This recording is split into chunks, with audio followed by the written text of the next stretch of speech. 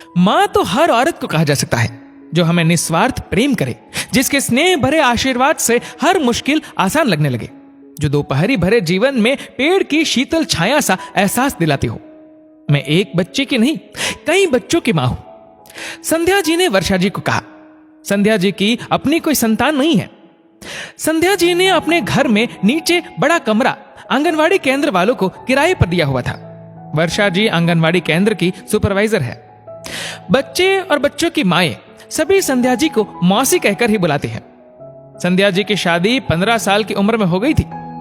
कम उम्र में शरीर में कमजोरी, खून की कमी के चलते 2 बार गर्भपात हो गया था। इसके बाद वो कभी मां नहीं बन सकी। खूब इलाज कराया, जड़ी बूटियां, पूजा पाठ सब करके वो थक चुकी थी। एक दिन बातों बातों में वर्षा जी ने संध्या जी से पूछ ही लिया, बुरा मत मानना, पर क्या तुमने कभी भाई साहब की डॉक्टरी जांच कराई? संध्या जी ने कहा, आदमियों की भी डॉक्टरी जांच होती है क्या? मैं तो कई सालों से सरकारी अस्पतालों के चक्कर काट रही हूं, परंतु मुझे कभी किसी ने यह सलाह नहीं दी। वर्षा जी ने कहा, हाँ, आजकल के खाद डालकर पके अनाज, दिनचर्या, तनाव आदि अनेक कारणों से पुरुषों में भी कुछ कमजोरियां पाई जाती है। मैं सरकारी डिस्पेंसरी की डॉक्टर से बात करवा दूंगी, तुम वहां भाई साहब की जांच कराओ। संध्या जी ने अपने पति केशव जी को यह सब बताया और डॉक्टर से जांच भी करवाई। जांच में पता चला कि केशव जी में कुछ कमी है। उन्हें दवाइयां भी दी गई। संध्या जी की चिंता आंगनवाड़ी खुलने के बाद दूर से हो गई थी। अब वो बच्चों की देखरेख में वर्षा जी का हाथ बटाती। किसी बच्चे को बुखार हो जाता और 2-3 दिन आंगनवाड़ी नहीं आता तो संध्या जी उनके घर जाती, उनका हालचाल पता करने। संध्या जी का बच्चों के प्रति यूं प्यार और समर्पण देख सबको खुद की सोच पर शर्मिंदगी से महसूस हुई कि हम तो इनको बांझ कहकर ताने देते थे, ये हमारे बच्चों का इतना ख्याल रखती है। संध्या जी सबको हमेशा यही कहती, अब ये सिर्फ तुम्हारे नहीं, मेरे भी बच्चे हैं।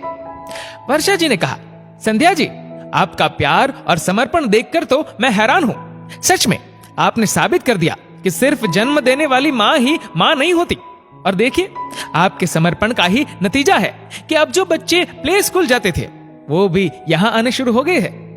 संध्या जी ने कहा, अरे बच्चे तो मुझसे इतना घुल मिल गए हैं कि छुट्टी होने के बाद तक यही खेलते रहते हैं। आपका बहुत बहुत शुक्रिया, मेरे सूने आंगन में इतने फूल खिला दिए आपने।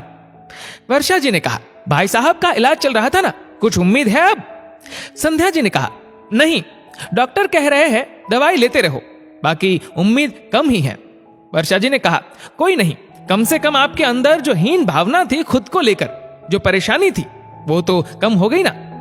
संध्या जी ने कहा, हाँ, जब से आपने यहां आंगनवाड़ी शुरू की तब से ही मेरी सारी समस्याएं दूर होती जा रही है। एक दिन पड़ोस की भावना और उसका पति आए संध्या जी के घर। वर्षा जी भी अभी केंद्र पर ही मौजूद थी। भावना ने कहा, आज एक प्रार्थना लेकर आई हूं संध्या मौसी के पास। संध्या जी ने कहा, कहो भावना, कोई परेशानी है क्या?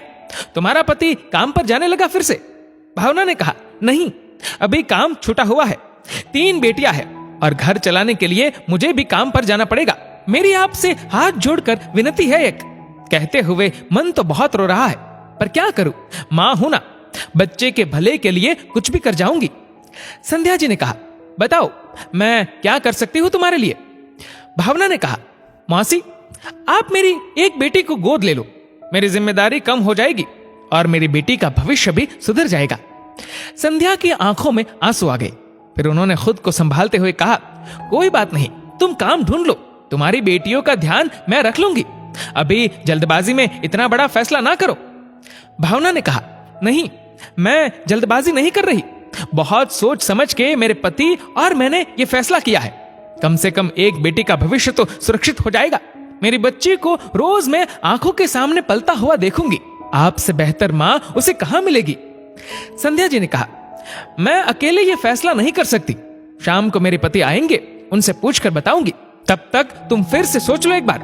तुम कर लो काम, बच्चों को मैं रख लूंगी अपने पास। हमेशा के लिए अपनी बेटी को दूर मत करो। भावना ने कहा, नहीं, सोच लिया मैंने। वैसे भी बेटी तो ब्याहने के बाद भी हमेशा के लिए दूर चली ही जाती है।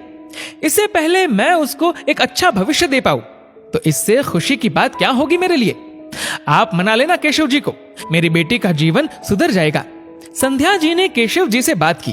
केशव जी संध्या की ममता को उसकी आंखों के आंसुओं में देख रहे थे। उन सूनी पड़ी आंखों में मां बनने की चमक फिर से उमड़ती हुई उन्हें नजर आ रही थी। केशव जी ने भावना और उसके पति को बुलाया और कहा, मैं बेटी को कानूनी रूप से गोद लूंगा। ऐसे नहीं कि कुछ समय बाद तुम कहो कि बेटी वापस चाहिए, या कोई बेटी को बड़े होने के बाद ये कहे कि तुम तो गोद ली हुई हो। भावना और उसके पति ने झट से हाँ कर दी। संध्या जी, केशव जी ने सब रिश्तेदारों, गली पड़ोस के लोगों को निमंत्रित किया, भोजन करवाया। बच्चा होने पर जो कुआं पूजन की रस्म होती है वो भी करवाई। संध्या जी सबकी मौसी तो थी ही, अब एक बेटी की मां भी बन गई। बेटा तो हर कोई गोद ले लेता है, पर बेटी को गोद लेना अपने आप में एक प्रेरणादायी काम है। हमारे समाज को संध्या जी और केशव जी जैसे इंसानों की बहुत जरूरत है। दोस्तों, इस वीडियो को लेकर आपकी क्या राय है, नीचे कमेंट करके जरूर बताएगा। और अगर आपको वीडियो अच्छा लगा हो तो इस वीडियो को लाइक करेगा, शेयर करेगा ज्यादा से ज्यादा लोगों तक। और ऐसे ही और भी इंस्पिरेशनल वीडियोस के लिए सब्सक्राइब करें हमारे यूट्यूब चैनल को और फेसबुक पर फॉलो करें हमारे पेज को। धन्यवाद।